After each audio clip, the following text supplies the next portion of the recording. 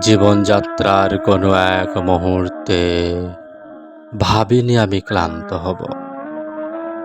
সতেজ প্রাণ আর মানসিকতা যখন বিকল, দূরে কোথাও চলে যায় পথ ভুলে, এলোমেলো ভাবনার দুর্বল মনে। কত কিছু উদয় হয় যা সর্বদা ব্যস্ত করে তোলে। এ পথ ও পথ, এ গ্রাম ও গ্রাম, ঘুরে ঘুরে যখন আইসে রত, তখনই হয় মোরা দীর্ঘ পথযাত্রার ক্লান্ত পথিক।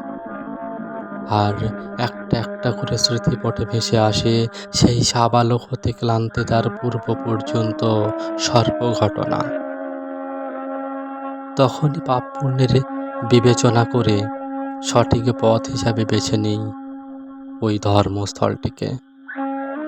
আর প্রভুর বিচারের ব্যবস্থাপনায় ভীতু হয়ে পড়ি প্রভুর শরণাপন্ন।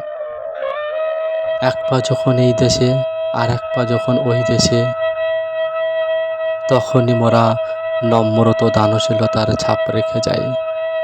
কিন্তু এটা আদৌ ঠিক নয়।